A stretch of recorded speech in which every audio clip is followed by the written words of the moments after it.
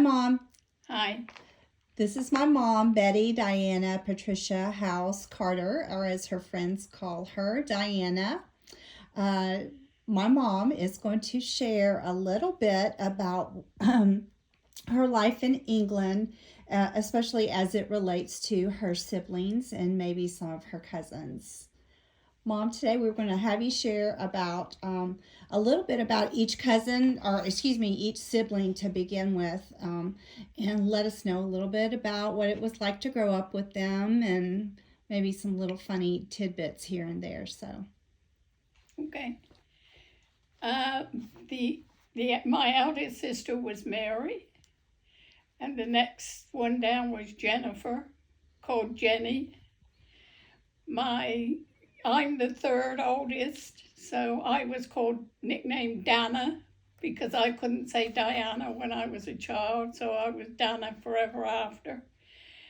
My eldest brother is Michael. My middle brother is Richard, and my youngest brother is Nicholas. There are 7 of us. So my mother had and the youngest one is Deborah. I can't forget my Deb. She's the baby of the family and was born 8 years after my youngest brother. So yes, and by that time you had almost. I was 16, yeah, 15. getting close to nearly leaving 16. home. So yeah, nearly 16. So poor Deb had 3 sets of parents besides her regular parents because we all bossed her around. So, who would you want to start from youngest to oldest or oldest to youngest? Oldest to youngest. Mary was my eldest sister. She was a very good older sister from when when we were little, and we lived in Stanton Harcourt because we had to live there before we could get a state housing called council houses. And she was a great sister. We always got on well. I don't think we ever argued. I can never remember arguing with Mary. The second sister is Jennifer. What was so special about Mary? Mary was just motherly. She was calm. She didn't live with us when we were children. She lived with my grandmother. Can you explain a little bit of those circumstances? To be honest, I don't really know why she was sent to my grandmother's. When we moved into the council houses, she didn't come with us. She went and lived with my grandmother and my grandfather. And I sometimes wonder how she felt about that, because she came home, but she didn't really fit at home, and she didn't really fit with my grandmother. And what was the purpose of her living with your grandparents? I don't know why my mother let her live with my grandmother. Were they infirmed or something? No, my grandfather wasn't. My grandmother had some, she was on, what was it, you stick under your tongue? Nitroglycerin. Nitroglycerin. She had that. So she must have had some heart problems, and I presume Mary was supposed to help her out. But Mary went to work at 15, so, I've never really understood why she went to live with my grandmother. And she used to come home occasionally to tea or dinner or something, or some weekends. But she didn't really live there anymore. So, what was special about Mary? I know you said she was mothering. She was motherly. I could always talk to her. She used to, when I was 16, my dad said I could go to a dance if she'd take me.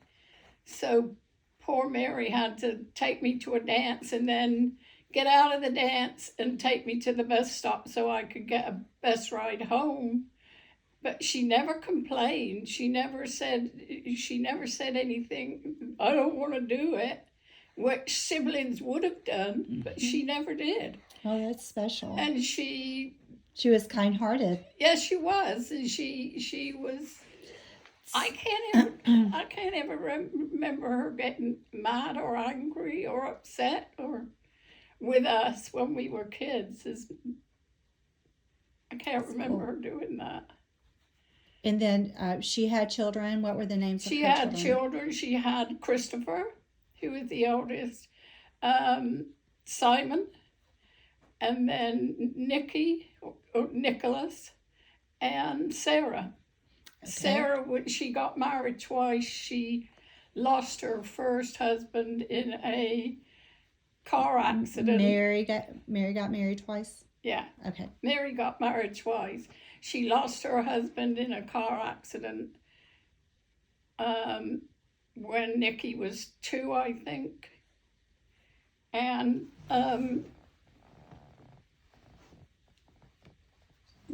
he, I was in the States when he died.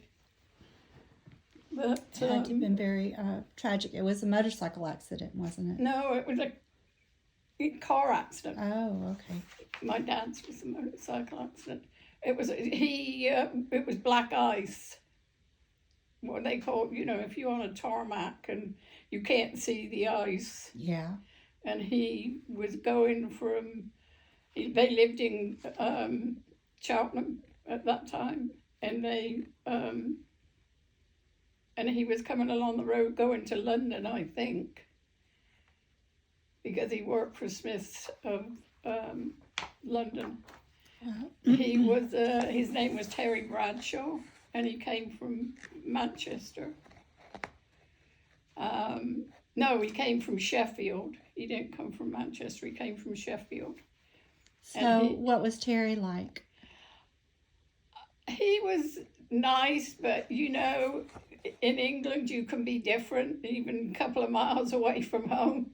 So he was kind of different than what we used to. Mary met him when he was stationed at the army base. I can't remember where the army base was, but it was just by Bampton, actually. And he was there, stationed there, and so Mary, they used to come to dances in Whitney, and so I presume that's where she met him. I don't know, Oh, okay. So he was a businessman, wasn't he? He worked for Smiths of England. They were famous for their watches, and that they made, but they were also branched out into car parts. Okay. And so I don't know I know that he was in first of all, he worked for Smiths locally at the local factory that they built after the war. And he was in the office then, so then he got a promotion, but he had to go to Cheltenham. Okay. Okay. Well, so that's and then Mary was married again after. She married again. She married Alan Taylor, who was in the Navy. I think he did about. He was in the Navy as a boy, and he came out. I'm not sure how long he was in. I know he was in during World War II, and I know he was. He retired from the Navy and then got a job, and he used to have a local band. And then Mary met him going. When she started to go after Terry died, she met him at a dance. He was in the band. Ah. And so then they had a daughter, Sarah. But Sarah has a daughter, Mia, who Mary looked after. That's what I said. She was motherly. She looked after Mia for up until she went to secondary school. And then, which was about 11 or 12, But she also, for a while there, she used to take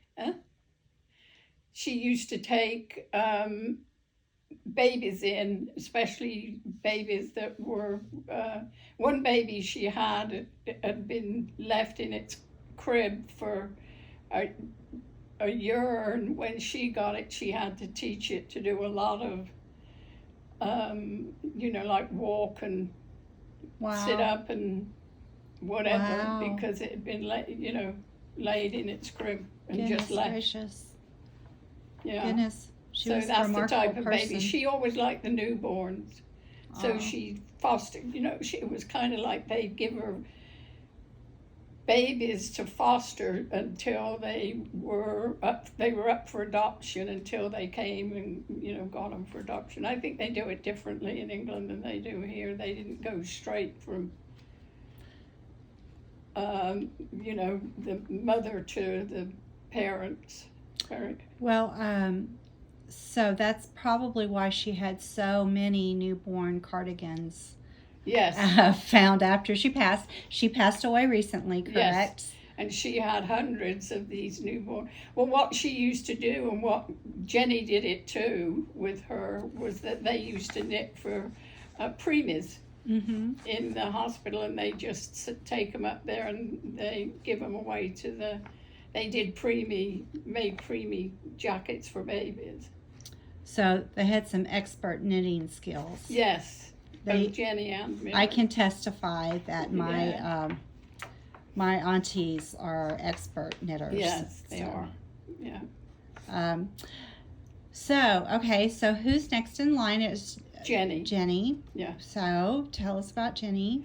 Well, Jenny was, first of all, she was closest to me in age, so we had, when you're as close as we were only a year and 10 months apart, so when you're that close, sometimes you get on very well together and sometimes you don't. Well, we were one of the ones that don't. I mean, we went places together and did stuff, but we weren't, I don't think we were as close as I was to Mary. So, but you're closer now. Oh yeah, we're closer adults, now. which happens very But often. we had sibling rivalry when we were kids, and we had different friends and different things that we liked to do. And she had a boyfriend like at 16, so we never did go out to dances and stuff like that together. Okay, so what is unique about Jenny and maybe special about Jenny? She's good at what she's very good. She worked for until she was 65 in an office. She's very good at managing stuff, and she's very good at I don't know, she's good at a lot of stuff, but like I said, she expert knitter. She's the best knitter in the family. Is she? Oh, that's yes, cool. And she also used to do like I did. She used to sew at one point, I know that she did a lot of charitable work, working in the charity thrift shops. Yeah, she worked in a charity thrift shop for. Or she does, years. Probably still. No, she doesn't. Oh, they okay. closed it. Oh, that's a shame. She worked there for at least 15, 20 years. I know. I remember going and visiting while she was working, and I found the most beautiful set of blue and white china plates. Yeah, I love them. She was very kind, and she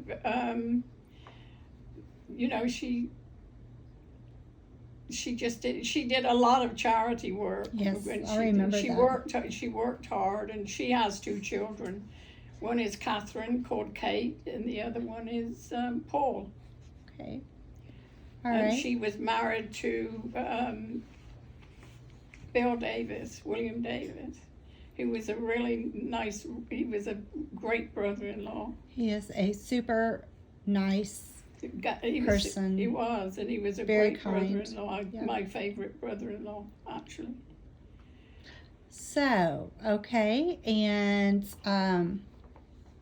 Michael. who's next? Michael, tell us about Uncle Michael. Michael had a very difficult time when he was growing up because they thought that he was retarded, and he wasn't. It was because he was premature. He was only 2 pounds when he was born, and they put him in what we call an oxygen tent, and as a preemie, and it was pure oxygen, and it affected his eyesight. And so it was the warriors, and they didn't routinely see if you could see or not, they didn't test you. And so he couldn't see, and so of course he didn't do very well in school for a period until they figured out that he was blind, actually. He used to wear those glasses that were like what they used to call Coke bottle? really thick Coke bottle, really thick ones. And yeah, as soon as he got the glasses and was able to he did really, really well, and he ended up going to the grammar school, and was head boy when the Queen Mother came for I think it was the 300th anniversary or something like that of the grammar school, and but he did very well and ended up working for Rolls-Royce engines and on there as an executive for Rolls-Royce engines. He worked on I think it was the C5 and the what was that? Concorde airplanes. I think that was too, but he was always traveling all over the world. He was very accomplished, and really he was over engineers from around the world, wasn't he? Yeah. And but if you'd met him, you'd think he was just he wasn't a regular Joe, if you know what I mean. He just treated everybody like. Now we're talking about him like he's not here any longer. Uncle Michael's still alive. He is Auntie Jenny. He is that type of person. Yeah. He is and he was a very good brother. We got along well, I don't think. Well, he still is. He calls you all the time. Yeah, he calls, and he worries about me, and I worry about him, but he worries about me, and I keep in contact with him, and yeah. So he's a very special. He also received a special. He also received the MBE and the OBE for. What do those stand for? And this is MBE in England. is member of the British Empire.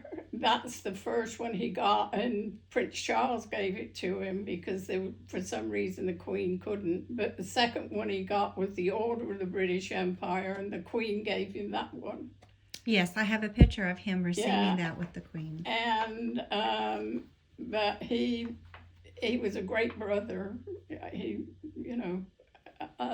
He was, but when he was young, he always seemed as if Richard and him could go out together and, like boys do, and get into mischief. And he'd come home looking like he'd been pulled through a hedge backwards. And Richard looked like little Lord Fauntleroy with, all neatly dressed and everything, like he'd never done anything wrong. And so... So Richard is next in line. I'm sorry, Uncle Michael. Who's Uncle Michael married to? Uncle Michael's married to Valerie, and they have two children, Robert and Jeffrey, who they live now in Yorkshire. They moved up north.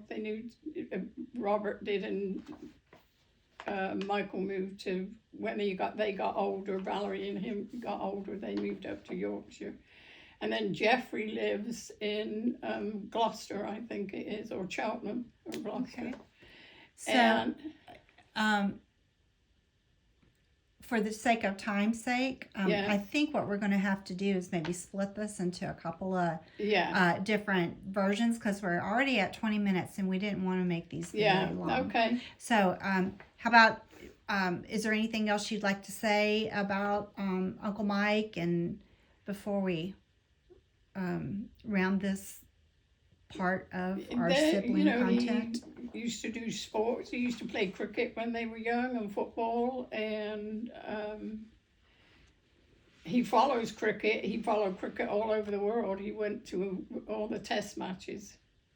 Him and Valerie and him in South Africa and Australia and New Zealand, and They had quite the life, didn't they? yeah. Or Well, they they still deserve do, it. but yes. Yeah. Now, where are they living now? In Yorkshire, in Wetherby, Yorkshire, I think it is. Awesome. Yeah. All right. Well, Mom, we're going to close this out and we will pick it back up. Okay.